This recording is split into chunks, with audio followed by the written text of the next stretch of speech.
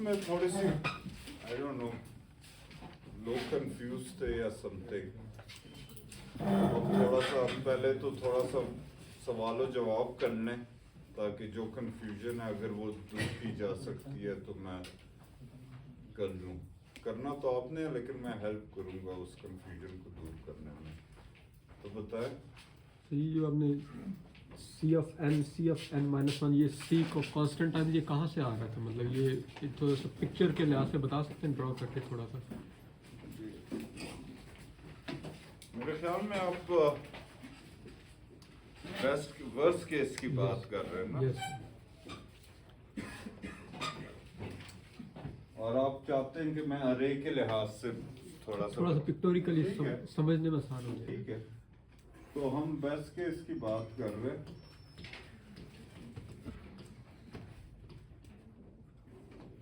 तो best case में मेरे पास पिवट पार्टीशन के बाद, याद रहे पार्टीशन के बाद मेरे पास या इधर आएगा या इधर आएगा। ठीक है, हम अज्यूम करते हैं कि ये मेरे पास सॉर्टेड अरे है। ठीक है, तो सबसे बड़ा नंबर सबसे आखिर में आ गया। अब मैंने जो एल्गोरिथम लिया हुआ उसमें पिवट के लिए मैं हमेशा आखिरी नंबर सेलेक्ट करता हूँ, फिर पार्टीशन फंक्शन अप्लाई करता हूँ। अब जब वो अप्लाई करता हूँ तो हाँ जी ये वर्स्ट केस है।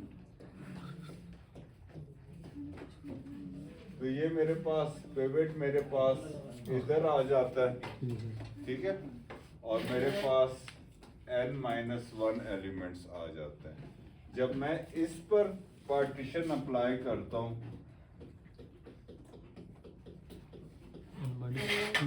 तो मेरे पास ये n-2 इधर रह जाते हैं पिवट इधर, और पिवट मेरे पास पिवट मेरे रिकर्सिव कॉल में इंक्लूड नहीं हो रहा। ठीक है, इसके राइट साइड पर अरे खत्म हो जाती है।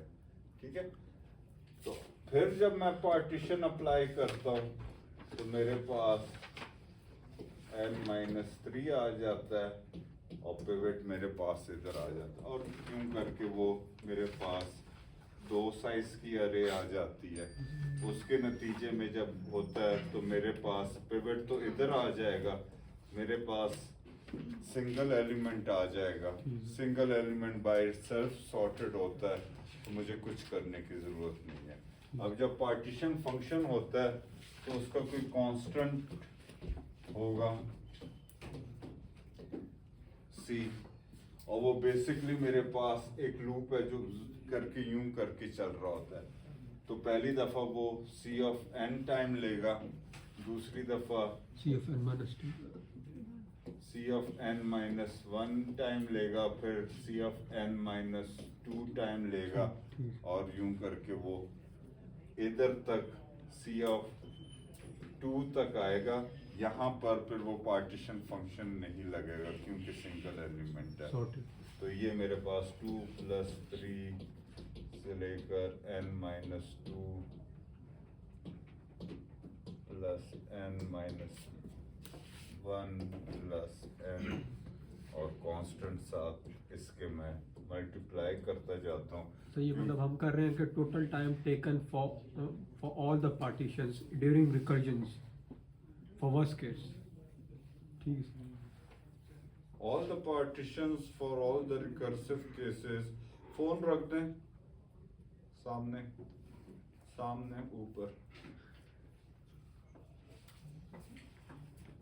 हाँ जी, टोटल मतलब एक पर अप्लाई करना तो सिर्फ समझने के लिए ना। अब मुझे पूरा एल्गोरिथम का करना तो वो मुझे पूरी रिकर्जन के अंदर जमा करना है टाइम का। अच्छा इसका टाइम n आया, फिर इसका टाइम n-1 है, इसका टाइम n-, तो उन सारों का सम करके जब हम करते हैं तो वो n² राउंड ऑफ होकर आ जाता है।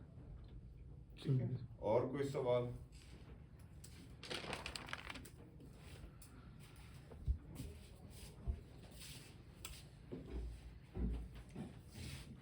तो हम बात कर रहे थे कि we have a bad case, या जिस तरह a very very bad case. तो अरे is always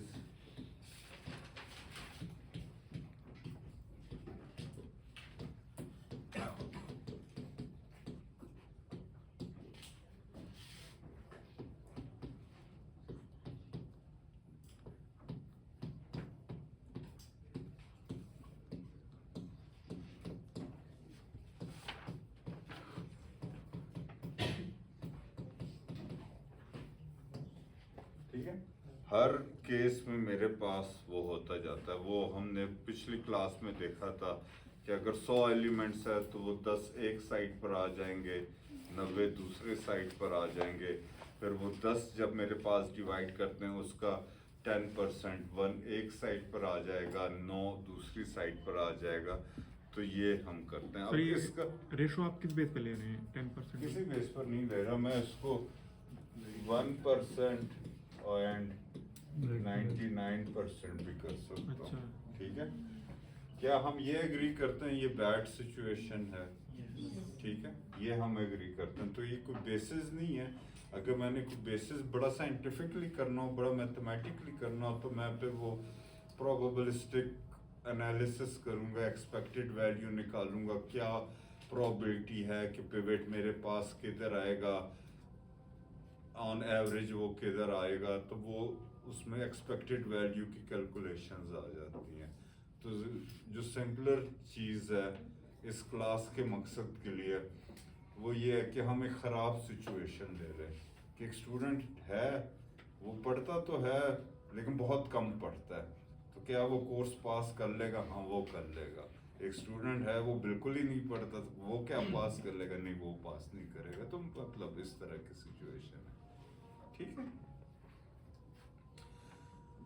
तो अब लॉजिक क्या है? मतलब जो अगर हम थोड़ा सोचें उसको, तो वो है कि अगर ये बहुत ख़राब केस में एक परफॉर्मेंस इसकी गुजारा लायक होती है या अच्छी परफॉर्मेंस होती है, तो उसका मतलब है कि जो एवरेज केस में जिसमें 60, 40, 70, 30 की पार्टीशन हो रही होती है, उसमें भी मेरे पास टाइम अच्छा होगा। ठीक है। तो एक खासा ख़राब केस ले लो तो उसका मतलब है कि उससे बेहतर जो पार्टीशंस हो रही होंगी उसमें तो बेहतर केस आएंगे।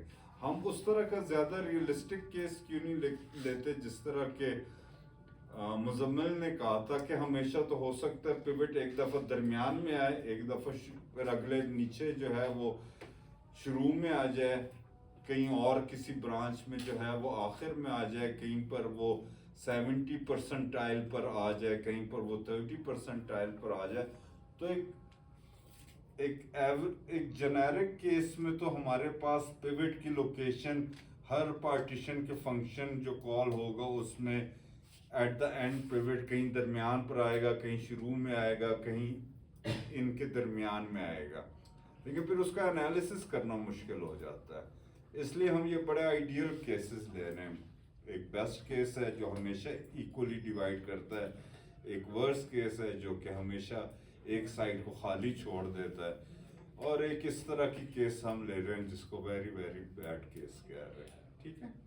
तो मतलब ये मैथमेटिकल उस तरह नहीं है, ये एक इंट्यूशन है। ठीक है। तो ये एक इंट्यूशन है।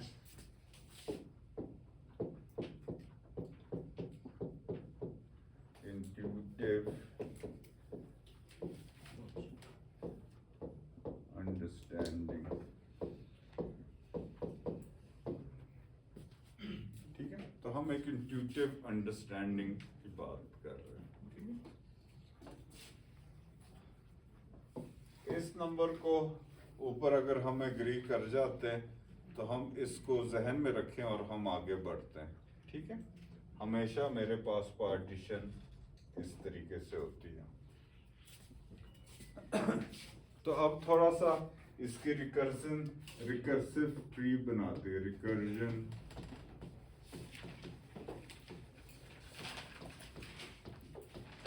ट्री बनाते हैं for this very very bad case. तो पार्टीशन फंक्शन जब पहली रूट पे लगेगा यानी पूरी अरे पर लगेगा, partition itself will take C of n time. मेरे पास 10% एलिमेंट इधर आ जाएंगे 90% एलिमेंट्स इधर आ जाएंगे। अब इसके ऊपर जब मैं पार्टीशन का फंक्शन लगाऊंगा वो कितना टाइम लेगा? मुझे आपकी आवाज नहीं आ रही। इधर कितने नंबर्स हैं? n/10। इसके ऊपर पार्टीशन फंक्शन कितना टाइम लेगा? c और मतलब हम सिर्फ c साथ लगा देंगे, ठीक है एसेंशियली। और ये कितना टाइम ले रहा है? c ऑफ 9/10 n टाइम ले रहा है, ठीक है। इसके ऊपर जब हम पार्टीशन लगाते हैं तो फिर मेरे पास दो सब अरेज बन जाती हैं। इसमें कितने एलिमेंट्स हैं? एक एलिमेंट है। पार्टीशन फंक्शन कितना टाइम लेगा? Cn/10 c टाइम लेगा, ठीक है। और यहाँ पर ये नहीं सॉरी Cn/100 टाइम लेगा, क्योंकि n/10 का 10% हम ले रहे हैं। और ये जो है ये C9/,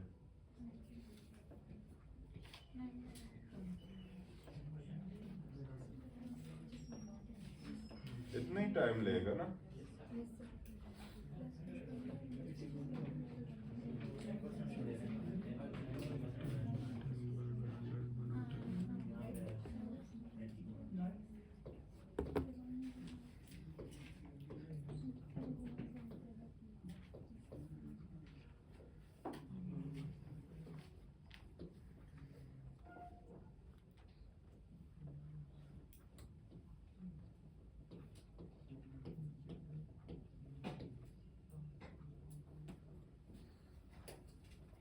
और इस तरीके से ये जो है ये ग्रो करता रहता है, ठीक है। यूं मुख्तलिफ ब्रांचेस इसकी ग्रो करती रहती हैं। अब मैं चाहता हूं कि आप दो ब्रांचेस के ऊपर हम जरा ज्यादा नजर रखें। एक ये वाली ब्रांच अगर हम ले लें तो ये कलर चेंज कर दें, और एक हम ये वाली ब्रांच नजर में रखें। तो एक जो है वो मेरे पास लेफ्ट मोस्ट ब्रांच है, और एक मेरे पास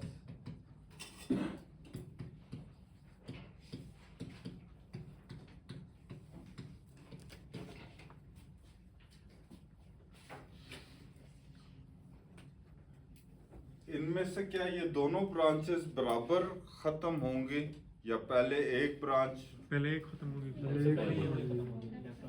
तो सबसे पहले कहीं पर जाकर मेरे पास ये वाली ब्रांच जो है ये खत्म हो जाएगी, और ये वाली ब्रांच जो है वो नीचे तक कहीं जाती जाएगी और पता नहीं कहाँ जाकर ये खत्म होती है।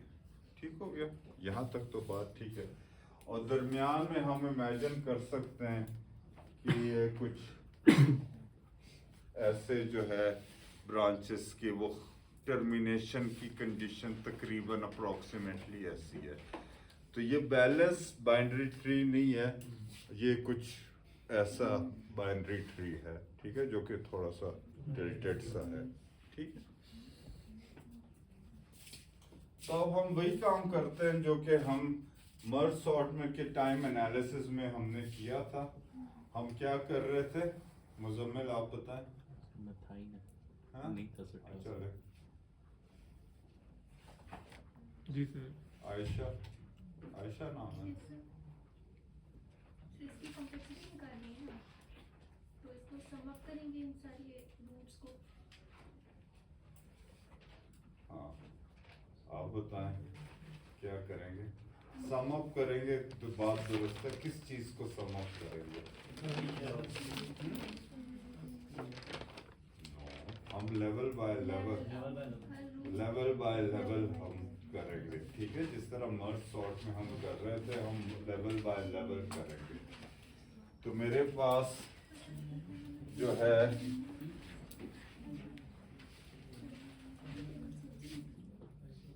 ये वाला लेवल तो एक ही नोड है, ये मेरे पास CFN टाइम लेगा। ये वाला लेवल कितना टाइम ले रहा है? ये वाला लेवल कितना टाइम ले रहा है? CFN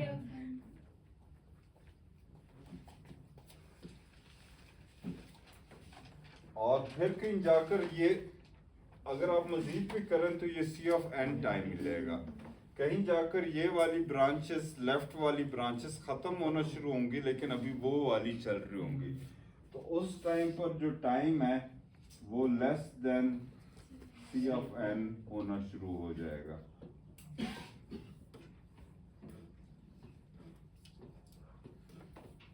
ठीक है, लेकिन एट मोस्ट हम मैक्सिमम में, वर्स्ट केस में हम CFN एज्यूम कर सकते हैं। तो लेस देन इसलिए कि इधर खत्म होगी और वो उधर चल रही है। वो अभी चल रही है, ठीक है। अगर ये चल रही होती तो वो बराबर बराबर आ रही होती, लेकिन वो चूंकि कुछ ब्रांचेस खत्म होना शुरू हो जाती हैं तो वो लेस देन और इक्वल टू मैं कर रहा हूँ।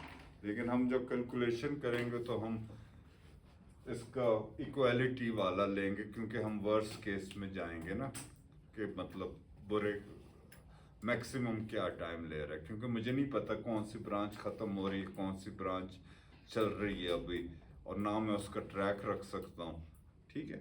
तो हम मतलब वो जिस तरह होता है ना, जेब में मैं पैसे कितने रख कर जाऊँ, तो यार एहतियातन 1000 रुपये ले जाओ, मतलब कोई पता नहीं है, ठीक है। तो वो हम उस तरह का काम कर रहे हैं कि एहतियातन हम उसको CFN ही दे देंगे, लेकिन इन रियलिटी कहीं पर जाकर ये लेस देन CFN होना शुरू हो जाएगा। तो CFN और फिर एक स्टेज पर आकर वो लेस देन CFN होना शुरू हो जाएगा। लेफ्ट ब्रांच की मेरे पास हाइट क्या है? ये वाली जो ब्रांच चल रही है, तो जहाँ पे वो खत्म होकर ऊपर टॉप तक, जहाँ पर वो खत्म हो रहा है और टॉप वो इधर तक, टॉप तक, उसके एक्सप्रेशन पूछ रहे हैं। हाँ फॉर्मूला टाइप की, मतलब जिस तरह log of n था ना, log base 2 of n। Faizan Safdar,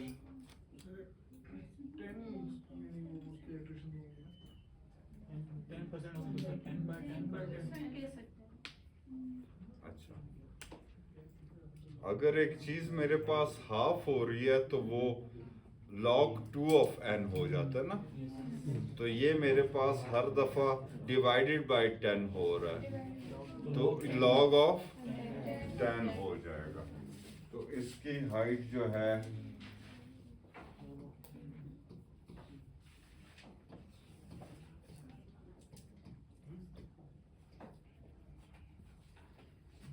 और इसकी क्या हाइट होगी, जहां से स्टार्ट हो रहा है और जहां पर जाकर ये खत्म हो रहा है, लॉन्गेस्ट ब्रांच की मैं बात कर रहा हूँ, जो कि 90% रिटेन कर रहा है।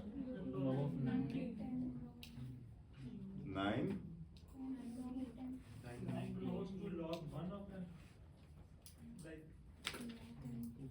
मैं पहले लिख लेता हूँ, log 10/9n। ये 10/9 क्यों लिखा है मैंने, 9/10 क्यों नहीं लिखा हुआ?